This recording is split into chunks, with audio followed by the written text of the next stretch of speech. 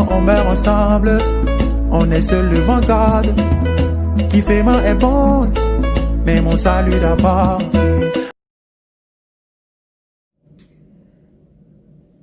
Coucou! Allô tout le monde! Bonjour ou bonsoir, tout dépend de l'heure à laquelle vous allez regarder cette vidéo. Je tiens à dire merci à toutes ces personnes qui ont partagé ma précédente vidéo, qui ont aimé, qui ont commenté, qui m'ont envoyé tous ces cœurs et tous ces messages de bénédiction, qui m'ont dit que cette vidéo leur avait fait du bien. Je tiens à vous remercier. Merci beaucoup. Je ne m'attendais vraiment pas à avoir le nombre de vues sur la vidéo et le nombre de likes et même le nombre d'abonnés. Je ne m'attendais vraiment pas à ça. Du coup, je tiens vraiment à vous remercier. Ça m'a fait plaisir et je glorifie le nom du Seigneur pour ça. J'espère que cette vidéo vous a vraiment fait du bien.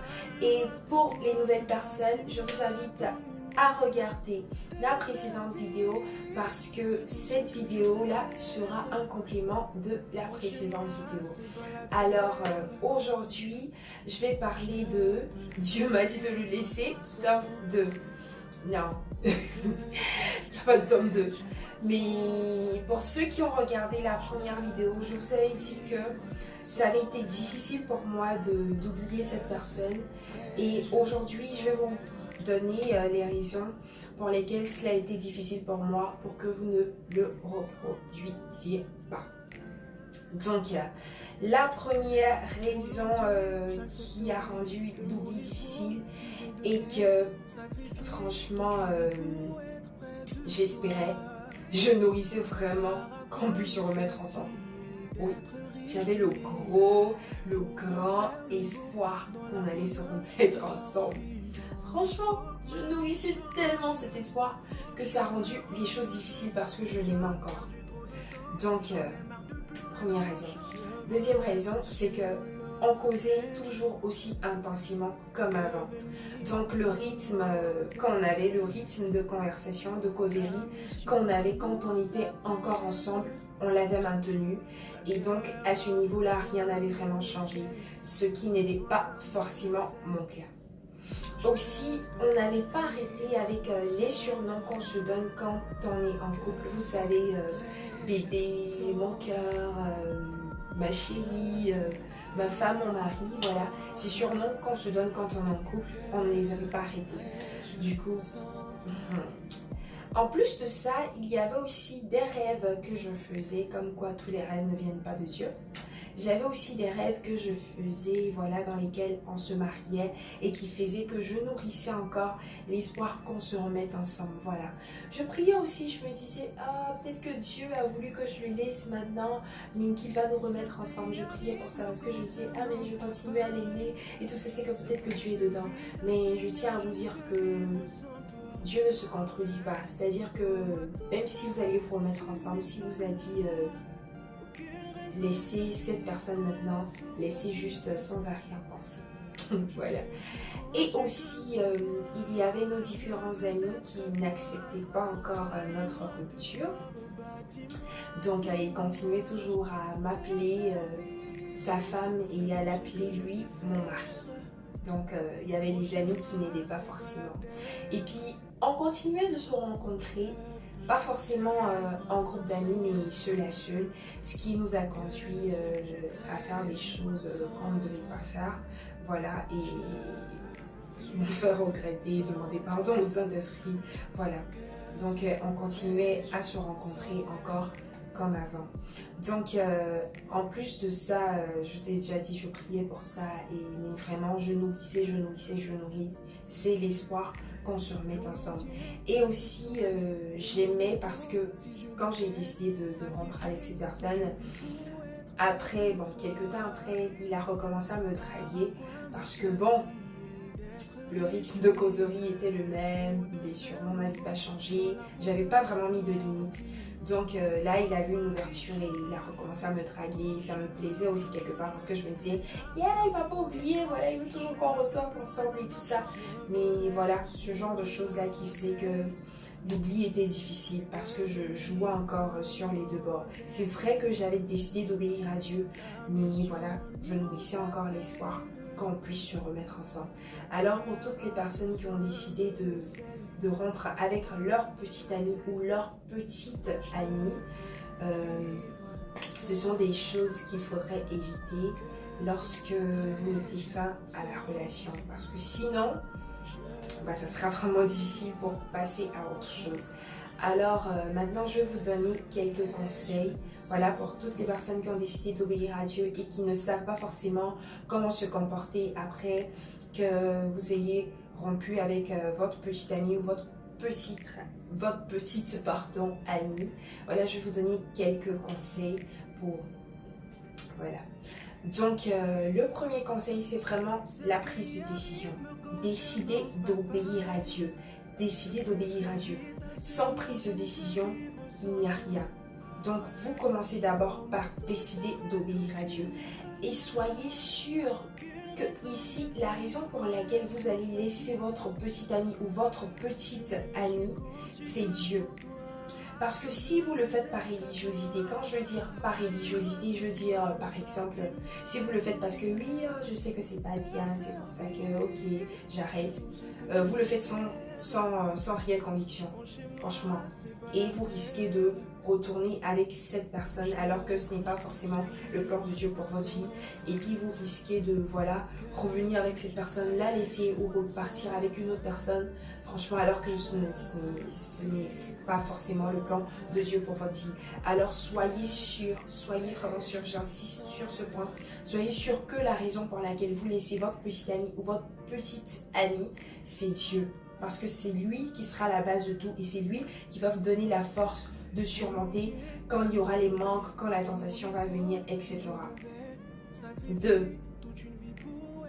Évitez de vous retrouver seul à seul avec cette personne. Vous avez rompu. Qu'est-ce que vous cherchez à être de nouveau seul à seul? Vous ne pouvez pas éviter forcément de vous voir si vous êtes dans le même groupe de jeunesse à l'église ou si vous êtes dans la même école et dans la même classe, dans la même classe et tout ça. Mais évitez de vous retrouver seul à seul, sinon vous finirez par faire des choses que vous n'avez certainement pas envie de faire. Voilà. Aussi, mettez des limites, mettez vraiment des limites. Mettez des limites pour vous-même et pour l'autre personne. Pour vous aider, mettez des limites, c'est très important. Moi, je vous ai dit, on continuait de poser aussi intensément, c'est-à-dire que si on parlait, quand on était ensemble de 22h à 3h du matin, on parlait toujours de 22h à 3h du matin et ça n'aidait pas forcément. Donc, mettez-vous vraiment des limites. Sachez aussi que tous les rêves ne viennent pas de Dieu. Parce que je vous ai dit, étant donné que je nourrissais l'espoir qu'on se remette ensemble, je faisais des rêves dans lesquels on se mariait. Mais voilà, ce n'est pas forcément des rêves qui viennent de Dieu. Aussi, reconnaissez l'autorité de Dieu sur votre vie et reconnaissez que Dieu connaît ce qu'il y a de meilleur pour vous. Reconnaissez que Dieu connaît ce qu'il y a de meilleur pour vous. Parce que cette connaissance va vous apporter la paix. De savoir que Dieu sait ce qu'il y a de meilleur pour moi. Donc je lui obéis et je lui fais confiance. Faites confiance à Dieu et reconnaissez qu'il sait ce qu'il y a de meilleur pour vous. Arrêtez d'être désespéré. Ce n'est pas la fin du monde. Ce n'est vraiment pas la fin du monde. Arrêtez d'être désespéré et arrêtez d'écouter des chansons d'amour pour entretenir l'amour justement. Arrêtez, ça va vraiment pas vous aider à passer à autre chose et à obéir à Dieu. Aussi, arrêtez de vous ressasser les souvenirs passés.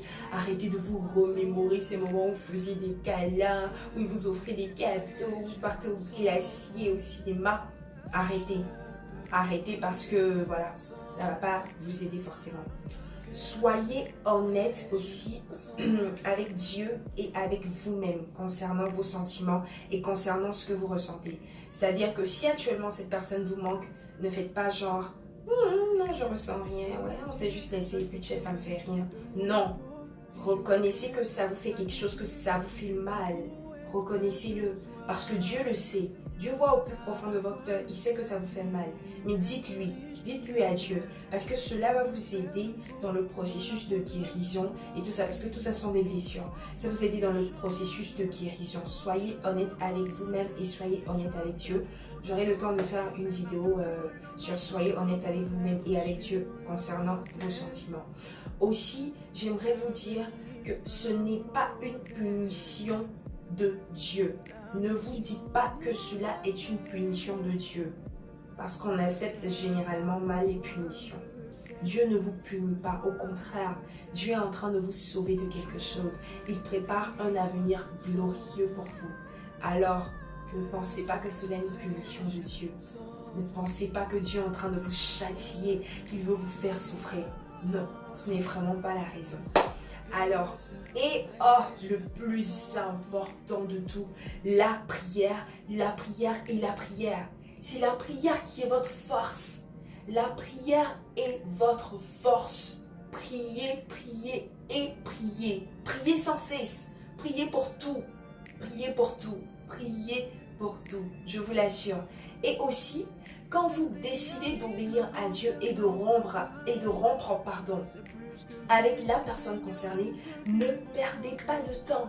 Ne perdez pas de temps, parce que si vous perdez du temps à obéir à Dieu, Satan aura le temps de s'infiltrer et de vous mettre des pensées qui ne viennent pas de Dieu. Souvenez-vous, dans le jardin d'Éden, il a dit à Ève, est-ce que Dieu a réellement dit que si vous mangez le fruit, vous mourrez? Alors, ne laissez pas le temps au diable de vous insuffler des pensées mensongères.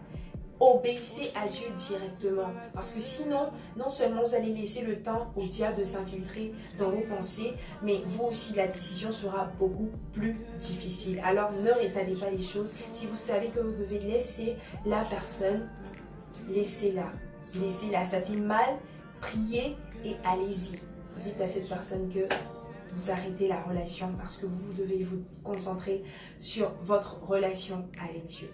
Alors, c'était tout pour ces quelques conseils que je peux vous donner.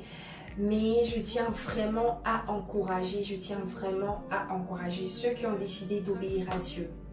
Il n'y a rien de meilleur que ça. Et je vous assure que vous choisissez la bonne part. Vous choisissez la bonne part. Vous êtes en train de réjouir le cœur de Dieu. Dieu a des choses merveilleuses pour nous. Il a des projets de bonheur et non de malheur. Alors, décidez d'obéir à Dieu. Quand vous décidez d'obéir à Dieu, forcément, il y aura des récompenses. Et forcément, vous êtes dans le plan de Dieu pour votre vie. Et pour toutes ces personnes qui se posent encore des questions, qui se demandent, oui, est-ce que, il n'y a pas d'autre réponse que la prière.